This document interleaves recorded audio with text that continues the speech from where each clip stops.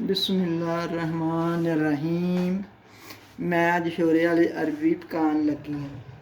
अद्धा किलो अरबी, 2 प्याज, 1 टमाटर, 4 अदद मिर्चा, एक आधा कप घी, लाल मिर्च, हल्दी, मसाला। मैं चूल्हे ते अग जलान लगी हाँ।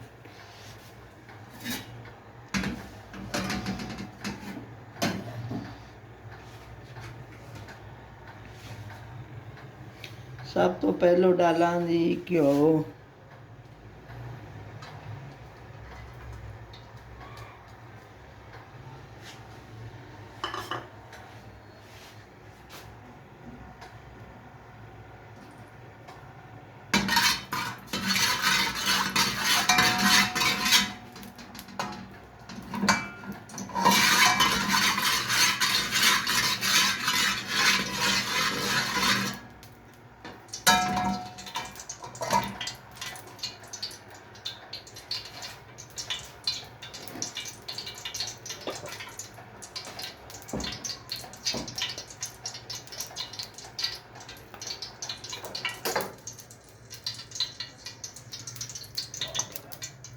फिर डालांगी थोड़ा सा नमक,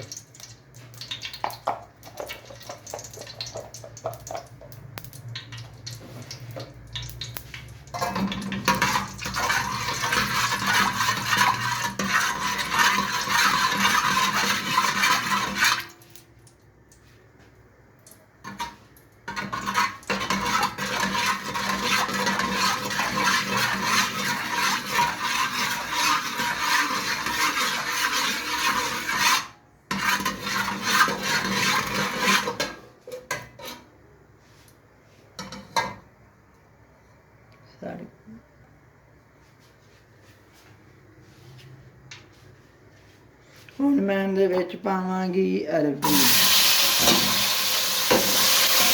ਬਰਾਊਨ ਕਰਾਂਗੀ।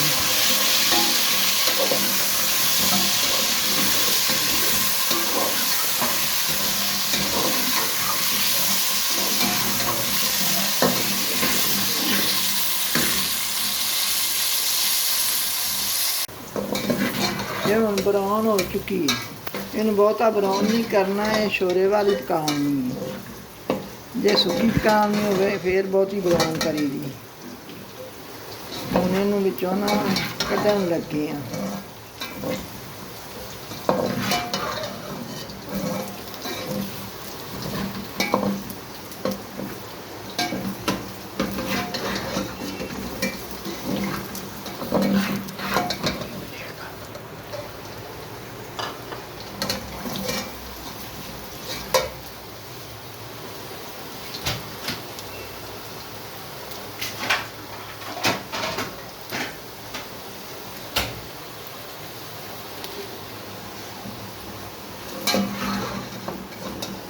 ਇਹਨੂੰ ਵਿੱਚੋਂ ਕੱਢਣ ਲੱਗੇ ਆ ਅਰਬੀ ਨੂੰ, ਬਰਾਊਨ ਹੋ ਚੁੱਕੀ।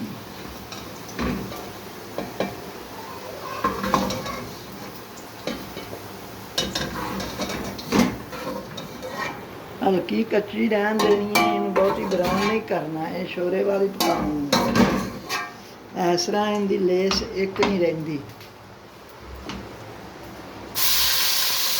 प्याज, टमाटर,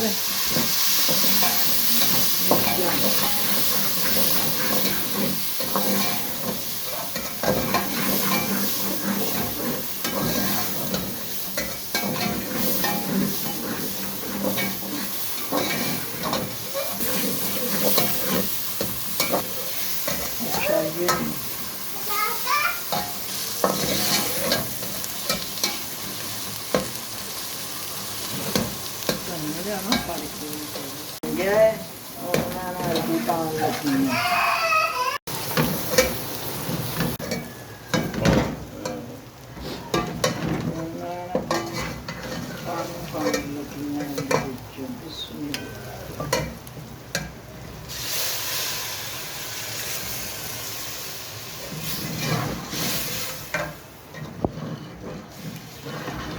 पानी पाने के बाद 10 मिनट पक 10 मिनट बाद पक जाएगी।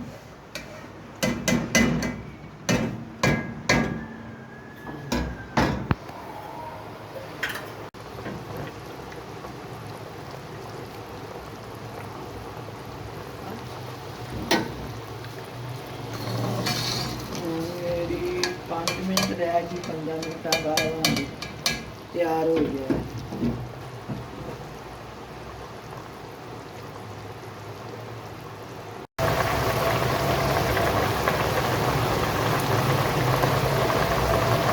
ਹੁਣ ਸਾਡੀ ਅਰਬੀ ਹੋ ਗਈ ਤਿਆਰ ਤੇ ਹੁਣ ਫਾਈਨਲ ਡਿਸ਼ ਕਰਨ ਲੱਗੀਆਂ। ਹੁਣ ਮੈਂ ਪਾਣ ਲੱਗੀ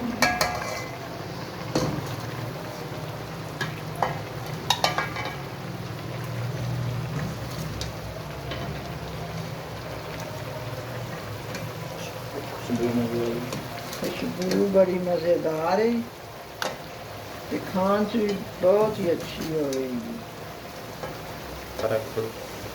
खुशबू बड़ी मज़ेदार है,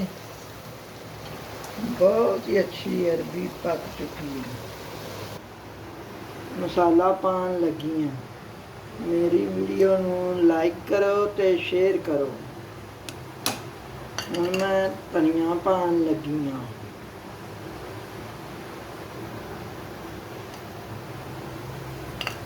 आपदा ख्याल रखो तो दुआवां विच याद रखना।